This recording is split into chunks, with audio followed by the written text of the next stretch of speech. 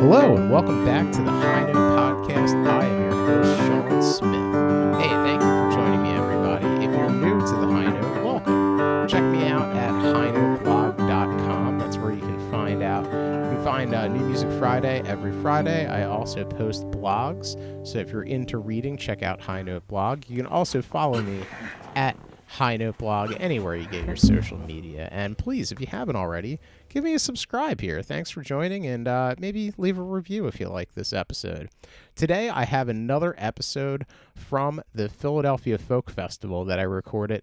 Now it's been about a month since I recorded this one, with a gentleman by the name of Brian Walker, who's better known as A Day Without Love. Now, we don't get into the story about why Brian's stage name is called A Day Without Love, so I'll tell you right now. So that's actually from a poem that he wrote in 2013 after experiencing homelessness. And you can find out more about him at adaywithoutlove.com. So this was pretty cool. I got a chance to talk with Brian as soon as he got off stage as part of the extreme folk stage at the Philadelphia Folk Festival this past year. And if you notice a brief change in audio quality about halfway through the podcast, that's because as things typically happen at the Folk Festival, things kind of evolve, and the podcast evolved on the fly. So as we were recording it, we got the notification that we had to move, and we went into one of the green room trailers.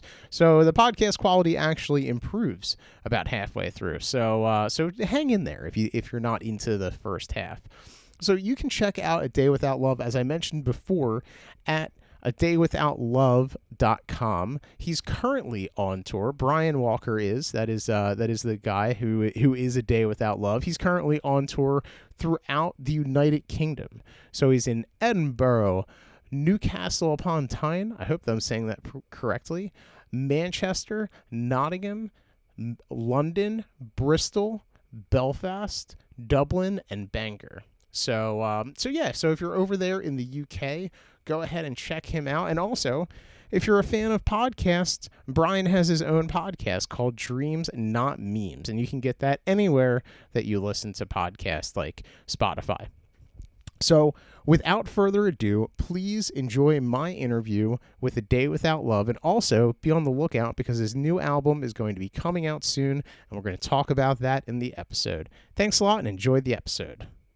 Brian Walker, welcome to the High Note Podcast. How are you doing today? I'm doing well. It's good to be here. Awesome. Yeah, you literally just got off stage as A Day Without Love. How did your set go? It went pretty well. Honestly, it just kind of felt like it just kept getting better because, it was a rainy set, and then it started to dry up, and I noticed that, as it dried up, more and more people came, and it just felt cool because this is my first Philly Folk Fest, attending as well as, playing, and it just kind of felt like a dream come true, if I'm being honest with you, because there's a lot of history with this festival in Philly as well as America.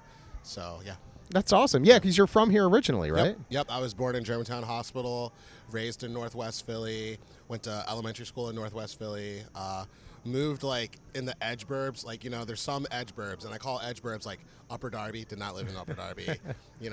Abington, Cheltenham. I live in Springfield. Okay. So, yeah. Awesome. Yeah, Montgomery County. Yes. That has to be clear. Yes. So we're in Montgomery County right now, exactly, right? Yeah. Yeah. Awesome. Yeah. When did you first hear about the Philadelphia Folk Festival? So I think I first heard about Philadelphia Folk Fest my freshman year of high school. Oh, wow. So I did Taekwondo before I started playing music. And I knew this family. I'm not going to say their name, but they were just the epitome of a folk family. Yeah. Listening to Pete Seeger, you name it, right? Yep, the Volkswagen van in the driveway type thing. Yeah. And they were just all Brian, we don't know if you like music, but you seem like you'd fit in at the Philadelphia Folk Fest. And every year, up until today, I'm not even kidding, I had something. My family had a reunion, or there was a cruise with the family, or some school program. And then growing up, it was you don't even live in Philadelphia right now, or whatever.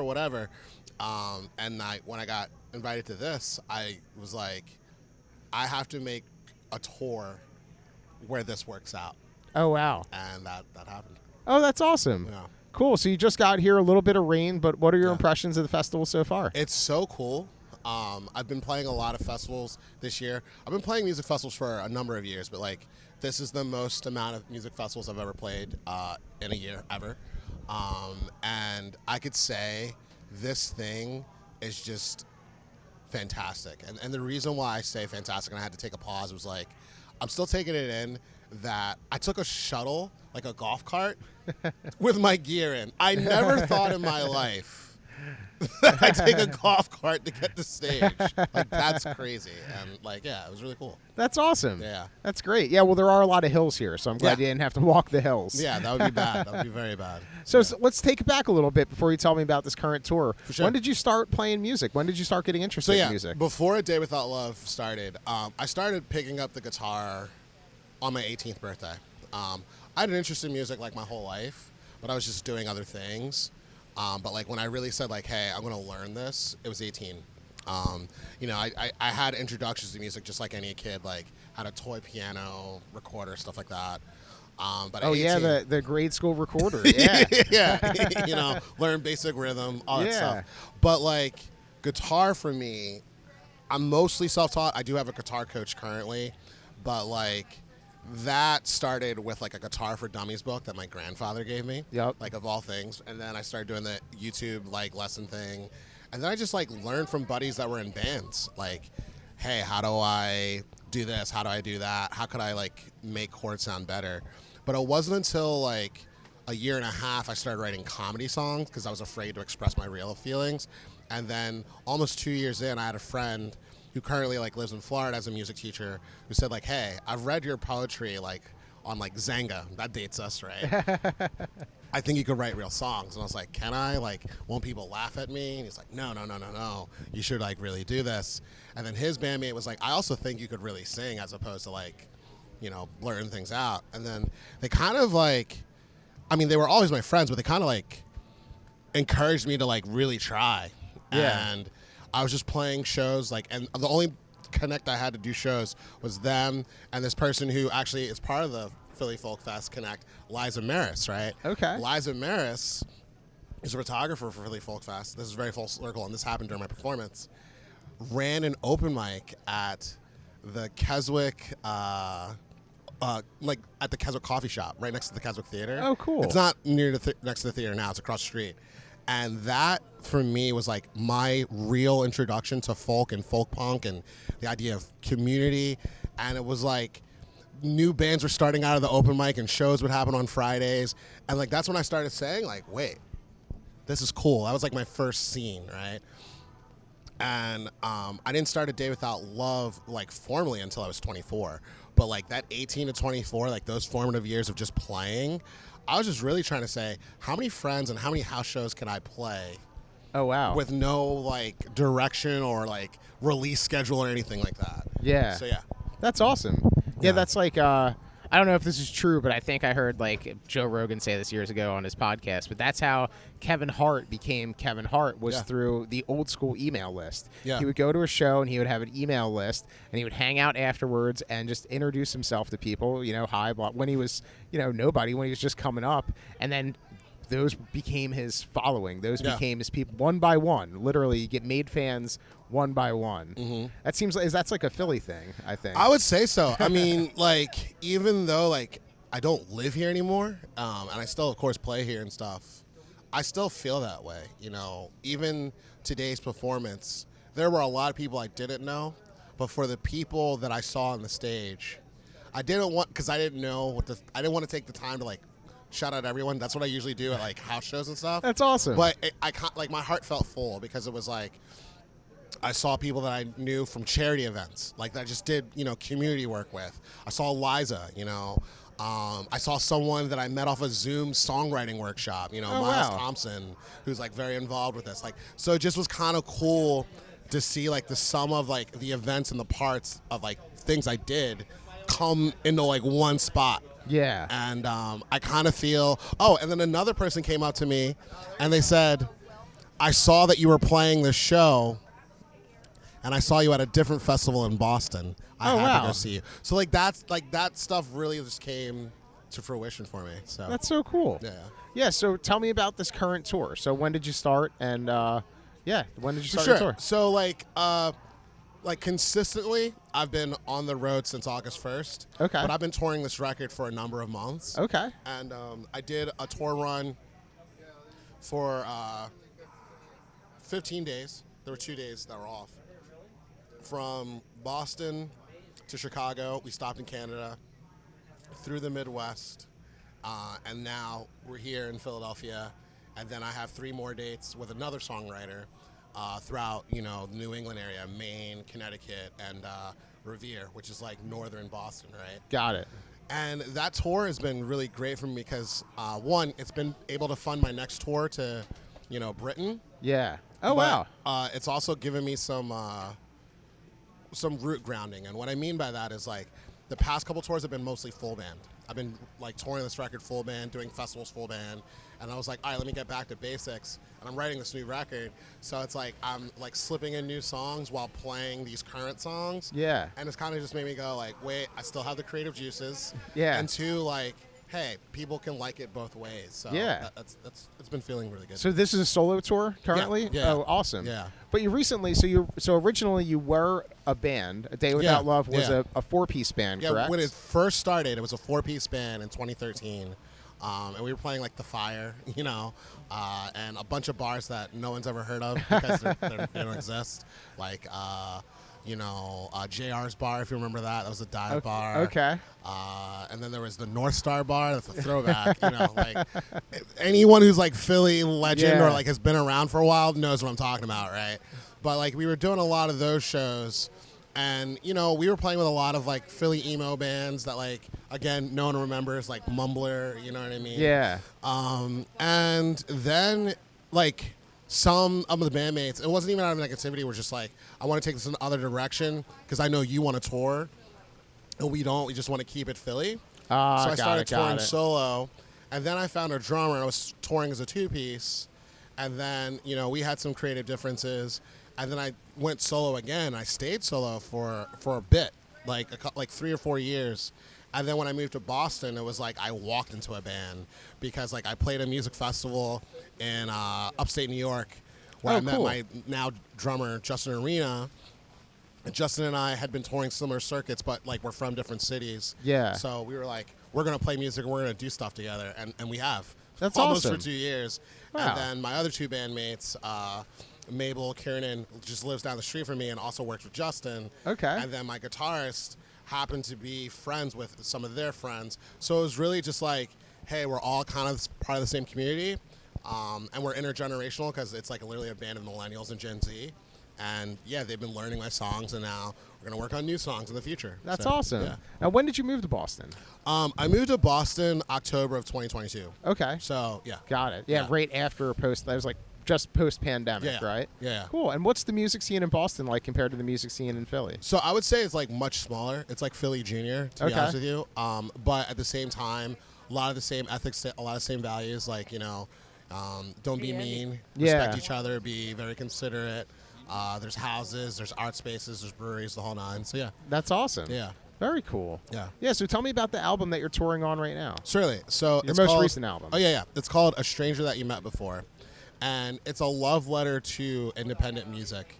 And I wrote it originally because I made a documentary called Safe X Sound, and that documentary was like mostly about my experience as a touring artist because I was touring across the country and I was asking people like, why do we do this, right?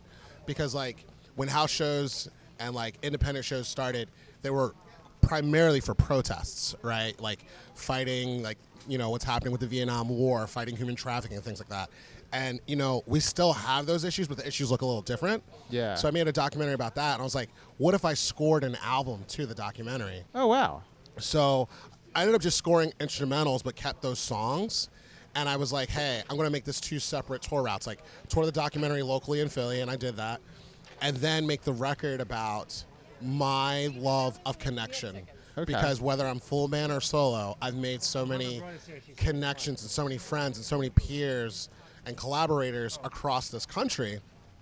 And I was thinking about my past 2 records, And like A Day Without Love's like about the human condition, right? Yeah. And I wanted this record to be more positive than my past records, about the human condition of connection looks different, but it feels the same. And that's pretty much what the record is about. And even the more political ones like Rise, it's about the connection under trauma. And it's not a trauma dumping, it's about acknowledging that, police brutality is never good. Right. But we will stand up together and connect, so we fight against that. Yeah. So. Wow. So what's your songwriting process like, especially since you came from a writing background? Oh, yeah. Right? Yeah, definitely. Yes, because I honestly, I've been playing guitar since 18, but I've been writing songs or just writing prose since I was 11. Oh, okay. Right? So I've been writing a very, very, very long time. And, I think now it's either I start with the melody and then I add words to it, or like last night when I was driving here, I was like very delirious. It's like 5 a.m. and I'm driving, to Philadelphia. I just hit the voice memo and just sang whatever came to my mind. Okay. And then like I'll get in the guitar and like say, all right, what was that voice memo? Does it stick?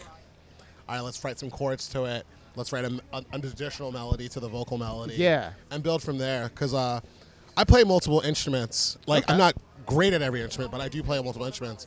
And what I like to do is like I'll get these ideas, put in a digital audio workstation, and then I'll share with the band or share with a collaborator. Like, this is what I'm thinking. How can we refine it? Okay. Yeah. That's awesome. Thank you. So is it a vocal melody, or is it the like words? Like you just need to, or you have like it's either or. Okay, so got like it. Like a lyric. So this is, I think, is a good story. My song "Caffeine," which is on the record, right? The hook is the car needs gasoline and I need caffeine. I wrote that walking to Wawa. Nice, perfect. Like that's a Philly story. Yeah, like I was working for the city of Philadelphia at the time in the social work department as a consultant for training development. Took a coffee break. I was walking to the Wawa off Market Street, right by, Market East. Yeah. It's always Market East, It's not Jefferson Station. So I walked by there, and I just started humming like da da da da da da da da da da. And then like I'm getting my coffee, I'm like, car needs gasoline and I need caffeine. I was like, oh shit, that's a song. There you go. And like that's a lot of times how it happens. But then the next step, which is like, how do I decide it ends up on an album? It depends on the release. Sometimes it's just me saying, this is a bop, it's fun, put it out. Yep. But when it comes like records, I always think about like, is this getting to the point I'm trying to get to? Yeah.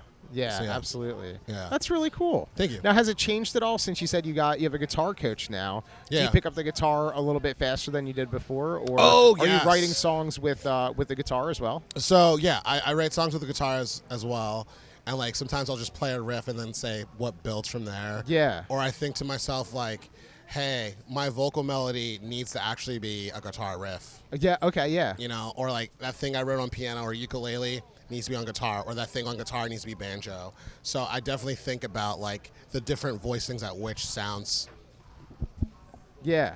output themselves. So yeah. So what are all? So you just mentioned ukulele, and do you play banjo as well? Yeah, I do play Wow. banjo. Yeah. All self-taught, basically. For the most part, yeah. That's yeah, amazing. Ukulele I'm self-taught, banjo I'm self-taught, so yeah. How did you add these instruments? Were they just to kind of get that sound that you were looking for in your head, or were you always like, oh, I want to be able to play these instruments? It's a mix of both. Okay. So part of it was like I want to be able to play, and then the other part of it was like, I'm in a pandemic or I'm in a remote town on tour and I don't have anyone with me, I need to have this with me. Yeah. So part of it was like out of necessity. I think there's like a quote that says like, necessity is the mother of invention. Yep. That's kind of what it was for me.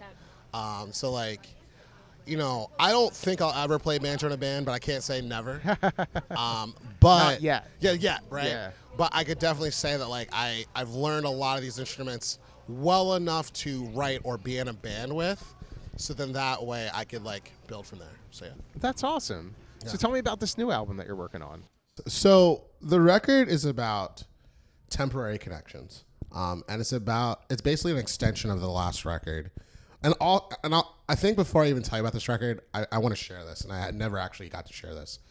So, like I said, A Day Without Love is about like the human condition, right? All of the records about different emotional experiences, overarchingly speaking. That was terrible English, but whatever. So, like, Island's about isolation and like bystander apathy. Solace is about finding comfort in your own suffering. Diary is about what caused that suffering. Mega John is not a concept record at all. It's just a compilation record where I just talked to a bunch of songwriters I knew, and we wrote songs together. I made a comp. And I already explained what Strange That You Met Before is. It's about a homage to how music's like, made me feel connected. And now this record is more about how things move in a vacuum and what's forever really isn't. So I call it, for now, temporary connections, or like the idea of parasocial connections making you feel like you're alone but connected at the same time. So what is permanence, right? Like that's what I'm asking. So that record's actually harder to write, not just because of the emotional content, but because it could be like a part 3 album, you know. Yeah. But that's not the type of project I wanted A Day Without Love it to be. So I'm thinking about like how can I make these songs more meaningful but shorter because it's about temporary connection. You know what I mean? So I've been fighting with like how do I make a short song feel complex, but also I don't want to cut myself short. Like that's where I'm fighting right now. Yeah. So yeah. That sounds like a challenge. It is a challenge.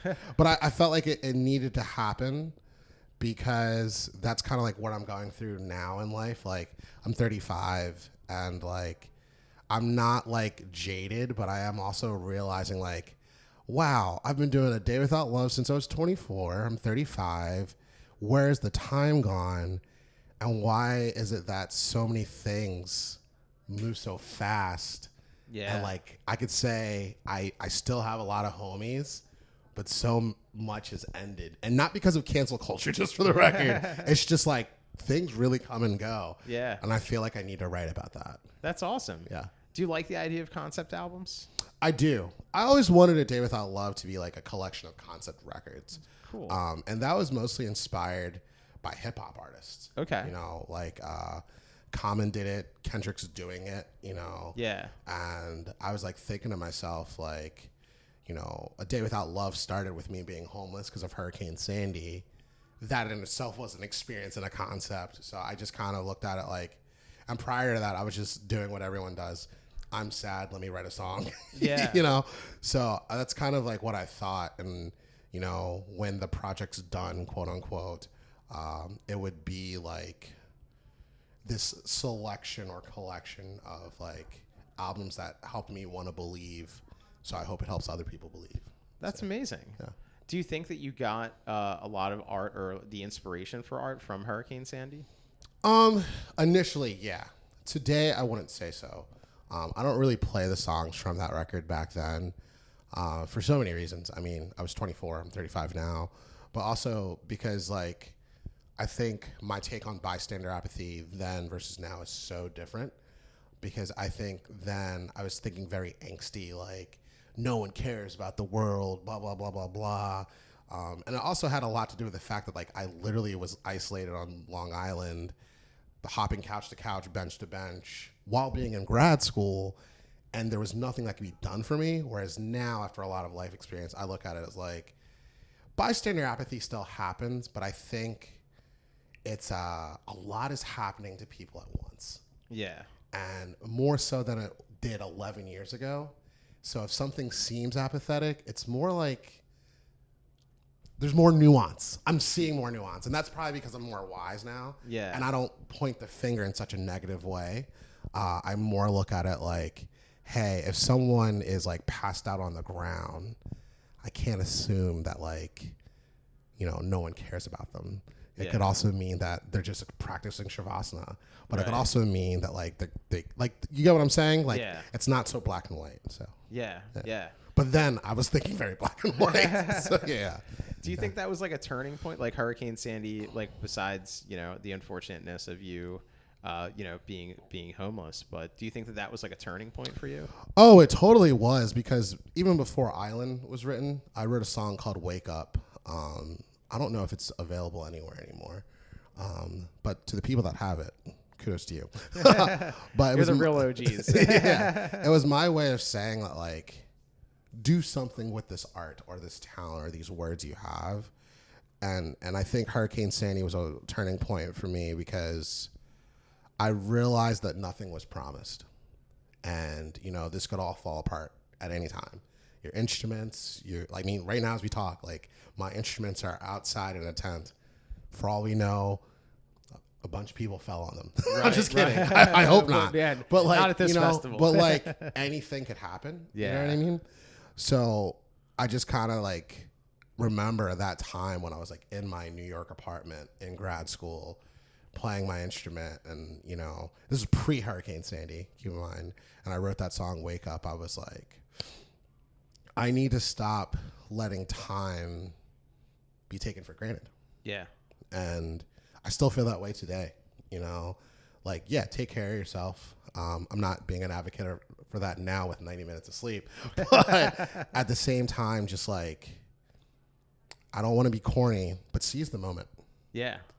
Because like what you do does get seen in time. And also what you do for yourself does have meaning, and that meaning is going to shift over time.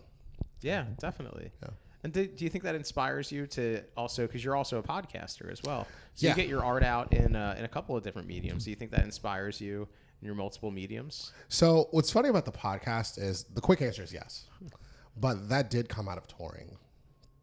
I thought I was going to start a podcast like years from even now. I started Dreams Not Memes. It's the name of my podcast in 2019. And I started as a joke because like, I really like the way we're talking right now, because a lot of podcasts even today are always like very posturing. They're all like, hello, this is the High Note podcast. Like, you know, we're What just is your talking. philosophy? Yeah, what's your philosophy? You know what I mean? So my friend was like, dude, you got a hat called Dreams Not Memes. Like, you're always really friendly to people. Why don't you make a podcast out of like the people you meet on the road? And I was like, well, I guess it's starting with you. And he's like, but you know me. And I was like, yeah, but you're the one that came with the idea, right? So I just made Dreams Not Memes about like all the artists I was collaborating with at the time. And I would just interview them, and then we would take a selfie, and I just posted it. That's perfect. Just use Anchor, right? But then when the pandemic hit, I was like, wait, maybe I should make this a goal, because I don't know how long we're going to be stuck like this. I was like, I'm going to interview 100 people. So I did like 5 interviews, Monday through Friday. It happened so quickly, right? Didn't realize like that meant, 20 interviews a month. Then I'd be done in 5 months.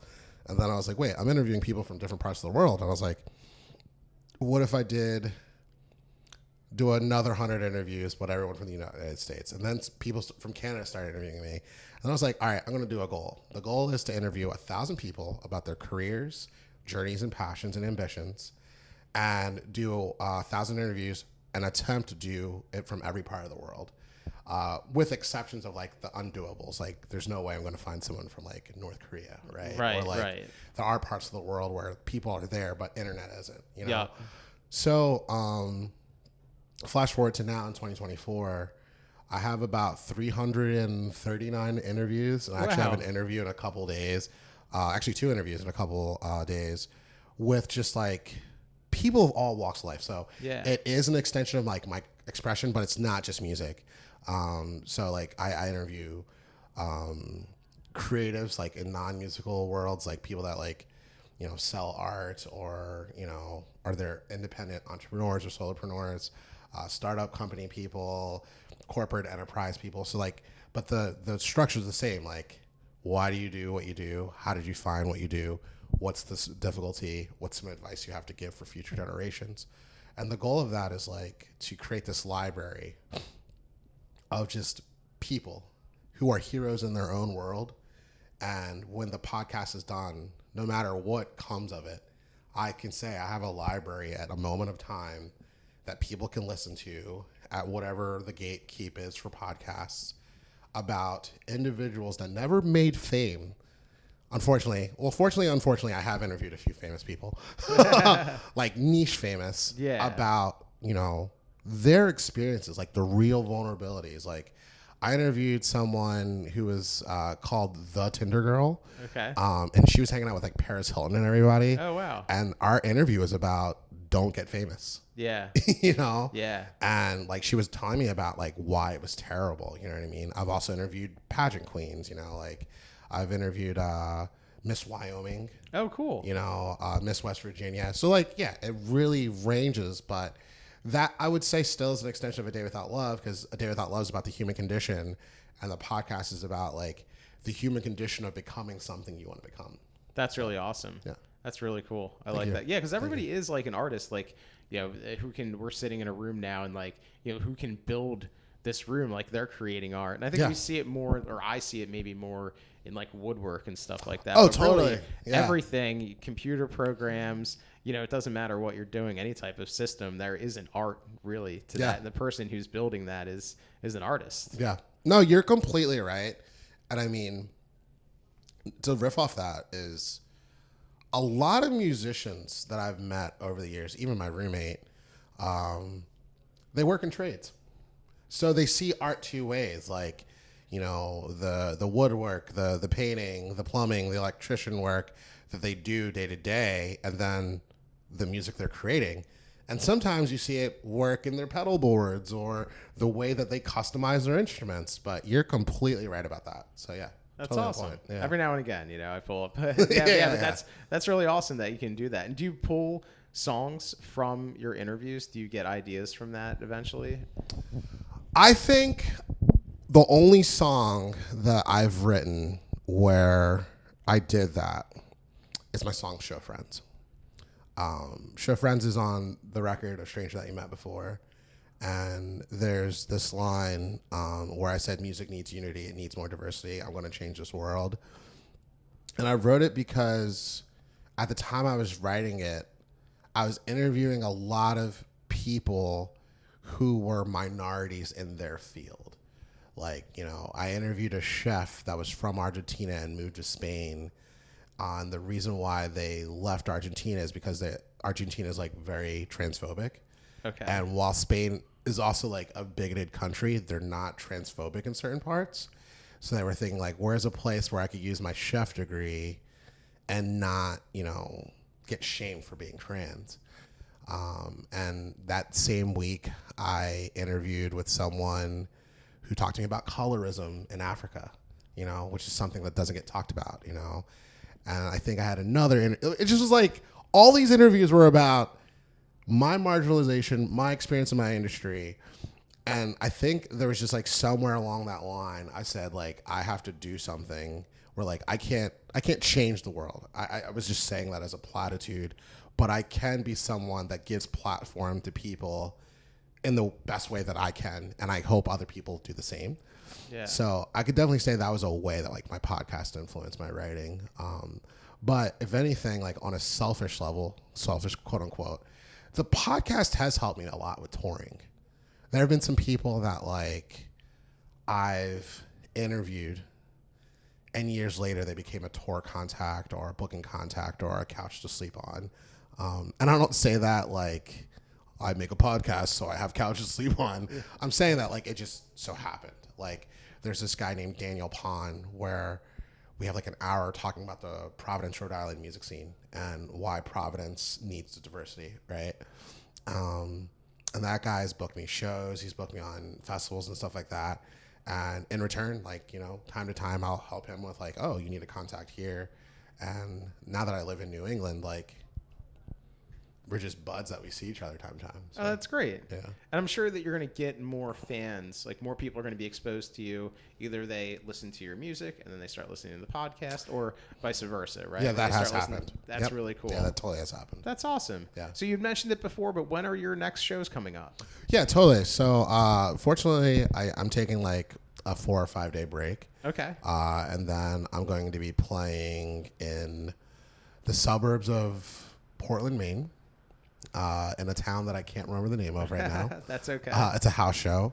And then I'm playing at a record store in Connecticut, Little Lost Records. And then I'm playing in Revere, Massachusetts. And then I'm done for August. Okay. And then in September, I have, I believe, 10 shows, including one in Montreal, my first Montreal show, as well as another Philly show. I'll be playing a Philly house show with some XFS people, actually. Oh, cool. Yeah. Little homecoming show.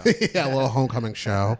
And I'm playing the Electric City Music Conference as well in Scranton. And all those shows are going to kind of act as like a fundraiser for like my UK dates. Okay. So, and then September 28th to October 10th, I play in the UK with a protest riot folk band called Cheap Dirty Horse. Oh, nice. Yeah, they're from Nottingham, and Okay. I'm playing a music festival over there called the Commoners Art Festival. Okay. And it's about 20 folk artists in a day. Wow. I'm the opener, which is kind of great. That's awesome. And it's almost sold out. So, Wow, that's yeah, great. so that's pretty cool. So get your tickets now. Yeah, if you're on the other side of the country. Yeah, I mean, of the world, that is. That's so weird to say. It's so weird. So I'm doing that, and I'll be playing in Scotland, England, Northern Ireland, and I'm waiting on Wales to see if that could work out. That's so cool. So your first Montreal and your first UK? Is that what you This said? year has been my first Canada. Yeah, like actually literally last week, I played in Hamilton, Ontario. Oh, cool. And, you know, I want to share this for any artist that's thinking about traveling internationally. It's just like here, but there's some nuances. And I think the big three nuances are pack light. Because if you pack heavy, customs will like want to inspect you more than you want. The obvious one, don't pack drugs or weapons. Of course, yeah. You know. Yeah. Two, definitely go to the currency exchange. Don't use Venmo. You'll lose your Venmo. Don't know from experience, but know from the experience of others. Don't tour unless you have a friend. And the reason why I say that is Like because in that country or with you coming with you? either or. Okay. And the reason why I say that is because the rest of the world uses this thing called instant transfer, right? It's like instant exfer, right?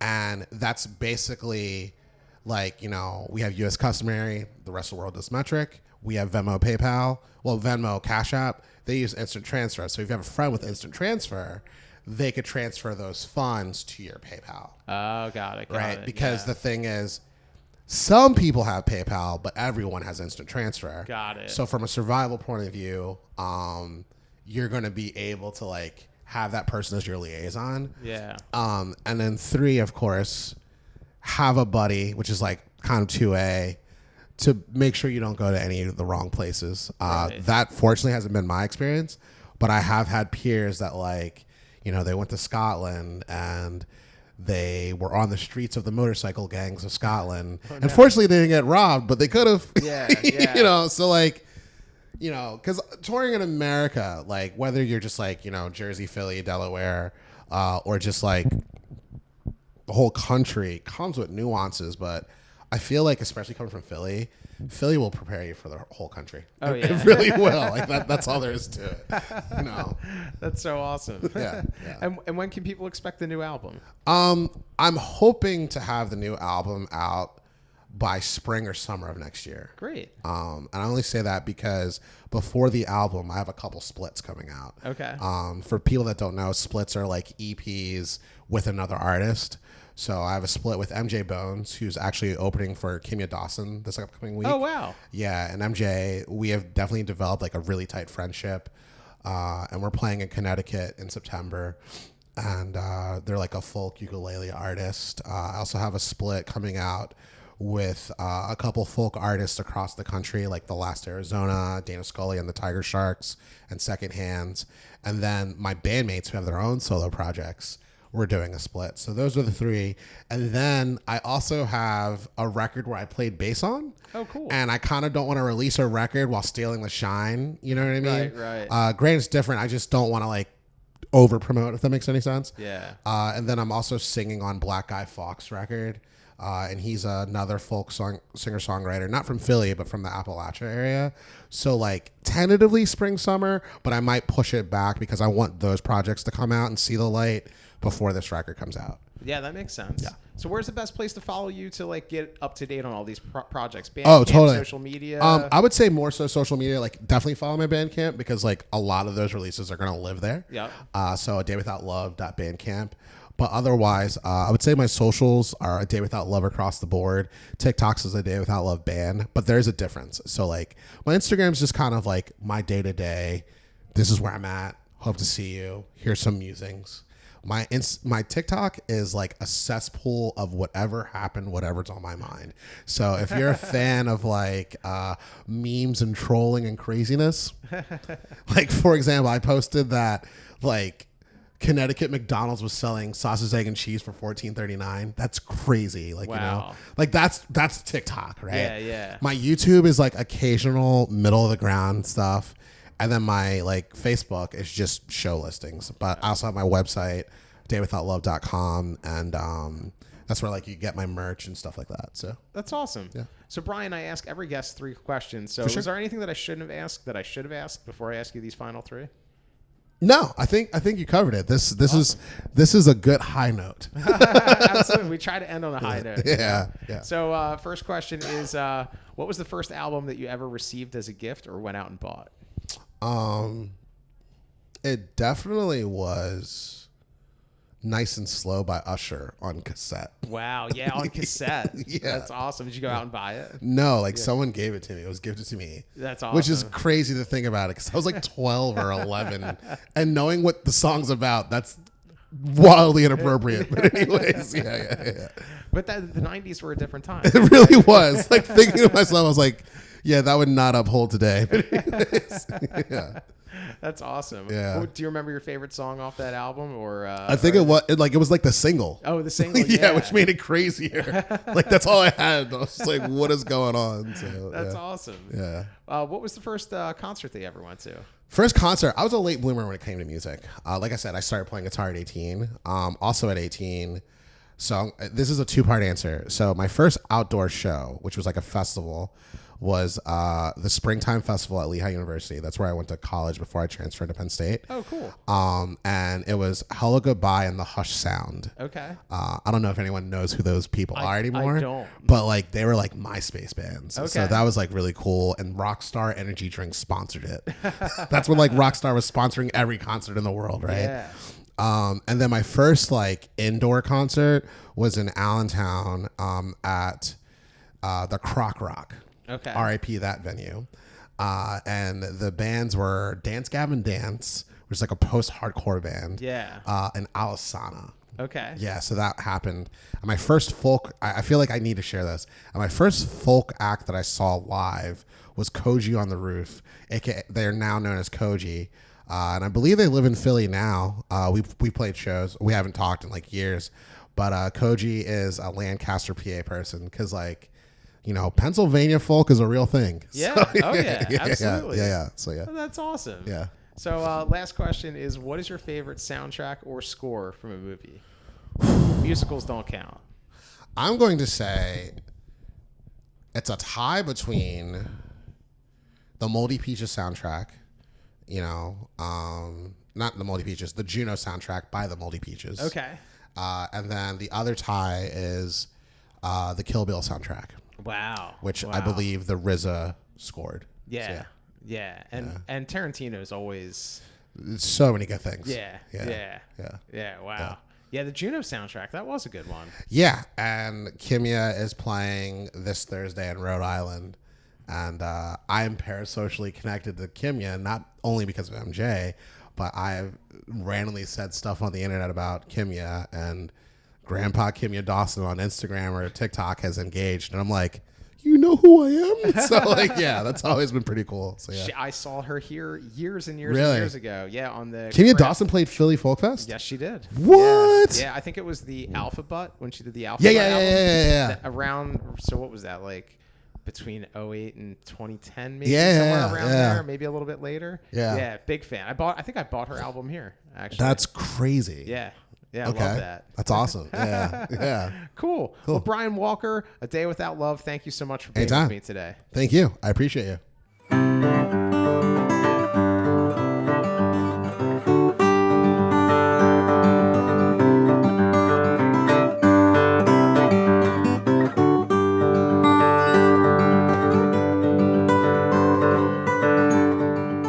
I don't think anyone wants to hear about football/soccer.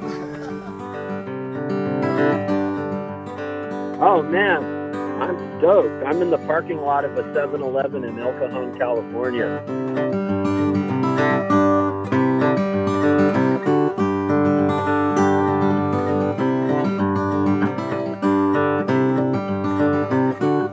Man, these are great questions. I think the answers are probably better.